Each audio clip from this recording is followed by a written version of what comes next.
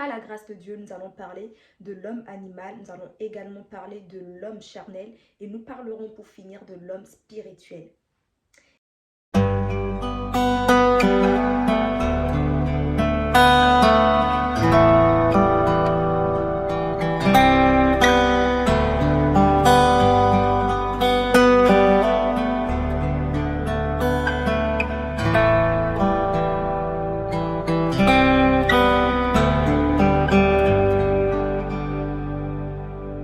Shalom chez toi, j'espère que tu vas bien et que tout se passe chez toi par la grâce de l'Éternel. Moi, ça va. Je suis Claire Azugo, ta sœur en Christ, et j'aimerais par cette chaîne que nous puissions partager ensemble des thèmes, des sujets, prier, passer de bons moments dans la présence de Dieu et tout cela par le Saint-Esprit au moyen de l'Écriture. Alors aujourd'hui, comme première vidéo de cette chaîne, j'aimerais aborder un thème en particulier qui s'appelle les 3 types d'hommes.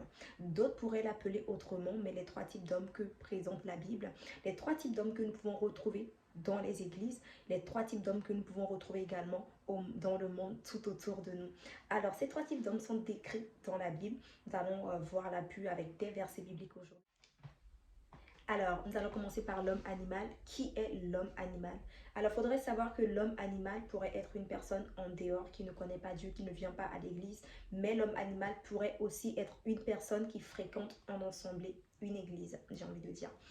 Alors, comment reconnaître un homme animal? Un homme animal, dans un premier temps, pourrait être cet homme-là ou cette femme qui ne connaît pas Dieu. Pourquoi qui ne connaît pas Dieu ou qui ne connaît pas le Christ, j'ai envie de dire, parce que généralement, nous savons qu'il y a un divin quelque part qui a créé le ciel et la terre, c'est bien beau, etc. Ou une force naturelle suprême quelque part. Mais j'aimerais dire que l'homme animal, c'est l'homme qui ne connaît pas le Christ. J'aimerais qu'on commence déjà par lire un verset. Le 1 Corinthiens 2, verset 14, la Bible dit que « Mais l'homme animal ne reçoit pas les choses de l'Esprit de Dieu, car elles sont une folie pour lui. Il ne peut les connaître parce que c'est spirituellement qu'on en juge. » Amen. Donc l'homme animal, pour lui, pour cette personne-là, les choses de Dieu, quand on va parler du Christ, c'est une folie pour cette personne-là. D'une part, peut-être que cette personne, on ne lui a jamais présenté le Christ, il n'a jamais eu la révélation du Seigneur Jésus, donc c'est normal. Tu ne peux pas parler de quelque chose ou accepter quelque chose que tu ne connais pas, qu'on ne t'a jamais présenté. On ne peut pas te blâmer pour ça. Il y a une solution pour toi que je te présenterai à la fin de cette vidéo.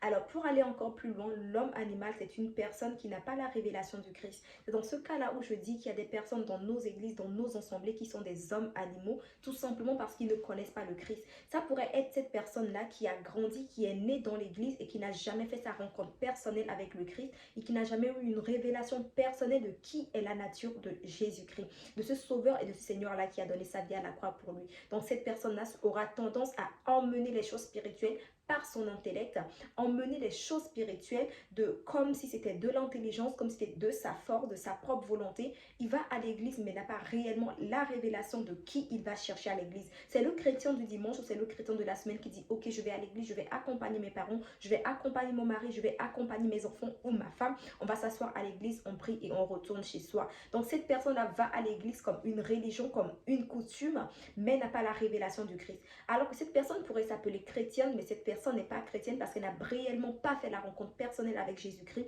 et cette personne n'a pas accepté Jésus-Christ comme Seigneur et Sauveur. Alors, il est possible que l'homme animal accède au salut, c'est-à-dire, c'est la solution que j'aimerais présenter dans cette partie de vidéo. La solution que Dieu a réservée pour nous, quelle est cette solution? C'est accepter Jésus-Christ en tant que Seigneur et Sauveur, accéder à la rédemption. Et d'abord, j'aimerais définir ce que c'est que la rédemption. La rédemption en grec s'appelle agorazo, qui veut dire acheter dans un marché, acheter au marché.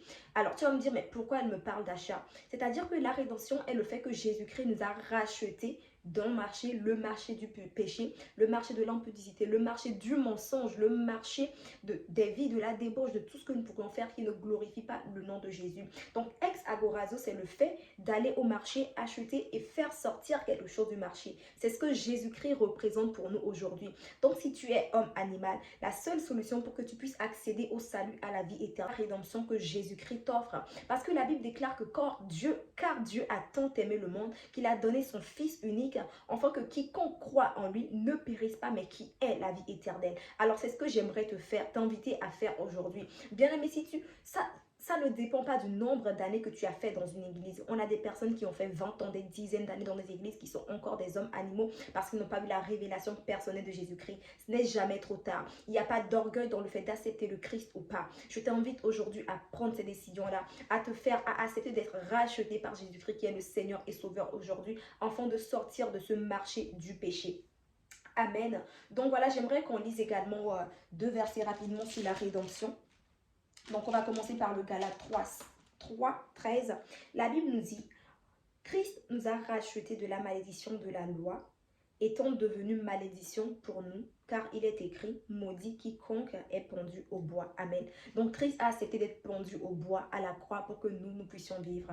Toi qui es homme animal, qui a peut-être duré dans l'église, toi qui ne connais pas le Seigneur, toi pour qui tout semble perdu, tout semble flou, le Christ a donné sa vie à la croix pour toi. Il a accepté d'être la malédiction pour que toi tu sois racheté, que tu sois libéré, que tu sois une nouvelle créature aujourd'hui. Alors le Christ ne te condamne pas, quel que soit ce que tu as fait, quel que soit comment toi-même tu peux te juger aujourd'hui. Moi, je n'ai pas le droit de te condamner. Et toi non plus, tu n'as pas le droit de te condamner. Si le Christ ne te condamne pas, qui pourra te condamner? Alors le Christ, au lieu de te condamner, veut te donner une nouvelle identité. Si tu te retrouves dans cette situation-là, quelle que soit la situation que tu traverses aujourd'hui, Jésus t'appelle, il veut te racheter. La seule chose que tu as à faire, c'est d'ouvrir ton cœur sincèrement et l'accepter comme Seigneur et Sauveur. En deuxième verset, qu'est-ce que la Bible nous dit? Dans Galates, au chapitre 4, verset 5, la Bible nous dit ceci. Afin qu'il racheta ceux qui étaient sous la loi, afin que nous ressuscions l'adoption.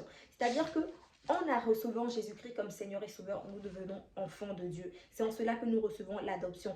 Alors bien aimé, j'aimerais t'inviter aujourd'hui à ne plus fermer ton cœur, à ne plus aller à l'église ou à dire j'ai fait 10 ans dans l'église, donc je suis chrétien. Tu peux avoir fait 10 ans dans l'église ou que tu ne connais pas réellement la face de Dieu. Que Dieu te bénisse, reçois le don gratuit de Jésus-Christ qui est la vie éternelle aujourd'hui. Une seule chose que tu peux te faire, c'est de te mettre à genoux, de reconnaître dans ton cœur, dans ta chambre, tout seul ou toute seule, que Jésus-Christ a donné sa vie à la croix pour toi, que tu as marché pendant toute ta vie dans ta propre volonté, selon ta propre intelligence, mais aujourd'hui que tu reconnais que la main de Jésus a toujours été sur ta vie et dire Seigneur, pour tout cela, pour ton amour pour moi, je t'accepte comme Seigneur et Sauveur. Prends contrôle, prends le devant de ma vie et tu verras que tu deviendras une nouvelle créature et tu pourras commencer le cheminement avec Dieu, devenir une nouvelle créature qui est l'homme spirituel, cette créature à laquelle le Seigneur nous appelle. Sois béni. S'il y a un sujet, un point qui n'est pas clair, sur lequel tu aimerais revenir, sur lequel tu n'es peut-être pas d'accord, n'hésite pas à le mentionner en commentaire pour qu'on puisse en discuter. Que Dieu soit béni là où tu es. La grâce de soit toi et ta famille, au nom de Jésus-Christ de Nazareth. Bye bye.